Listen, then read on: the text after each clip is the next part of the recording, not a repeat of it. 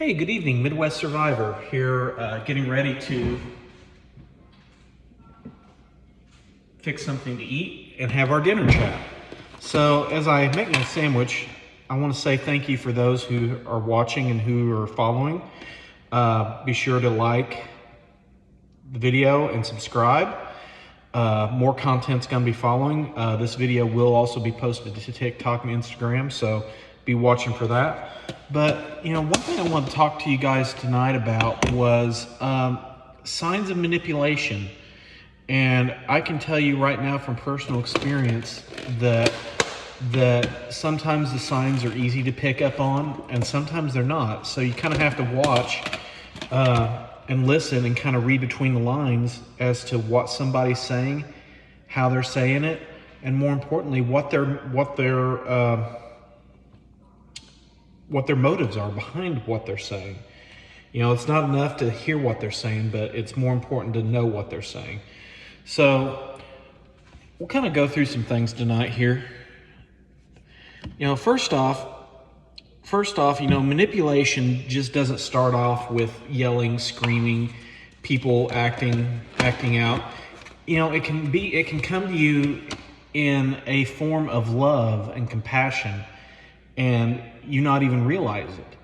So, one thing that a person can do to manipulate you is to make you feel guilty for having feelings and needs and thoughts of your own.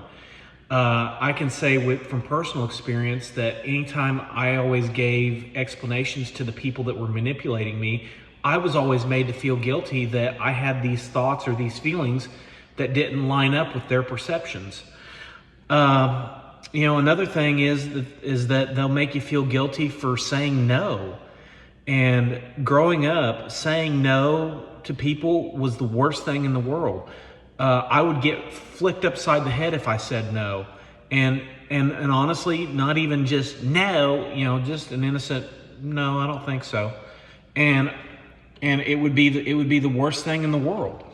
The other thing is that people would constantly criticize and complain and gripe, but they would call it helping you or hey, you need this.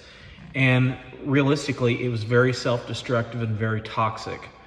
I can remember an instance where someone related to me was trying to help me, and all they could do was complain and nag and gripe and moan and groan. And I just finally had enough of it and said, you know what, I can handle this myself. Please just get away from me.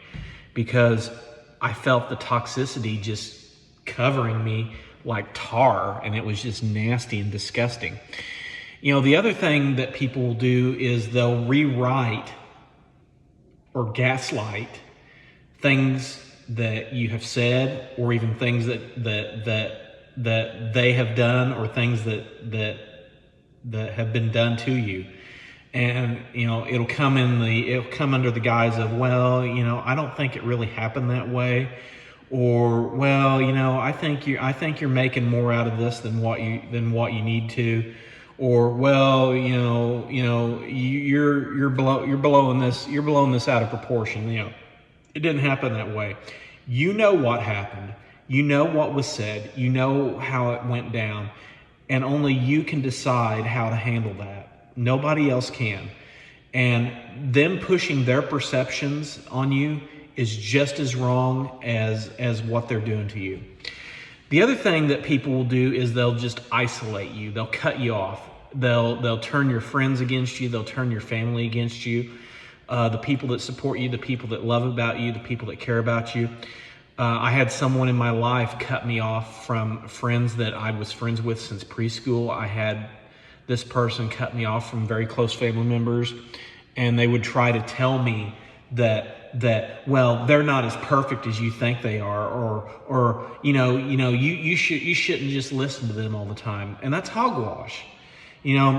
People that teach you and help you and encourage you and grow you are always good people to have in your life. And the people that say that those people are not the right people to have in your life, those are the ones you need to watch out for and cut off. And you finally, and finally the last one, number 5, is you find yourself apologizing for things that are not your fault.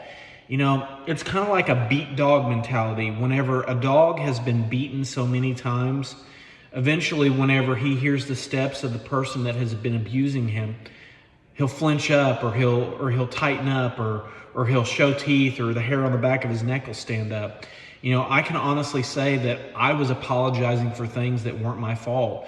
And I was on eggshells, and literally anytime somebody asked me a question or something, I would tense up because I didn't know what was going to be said. I didn't know if I was going to be yelled at, slapped, cussed at, screamed at, given the silent treatment, whatever. So, years of this, decades of this, forced me into situations that I did not want to be.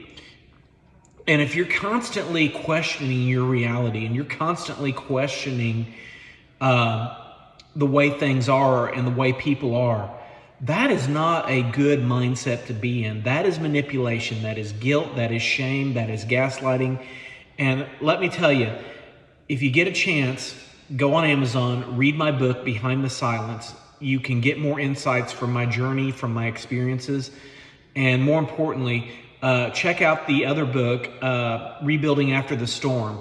It will help you to grow and help you to rebuild your life after cutting out all the manipulators and the narcissists and the gaslighters and the people that are shaming you and guilting you and making you feel inferior, because you're not inferior.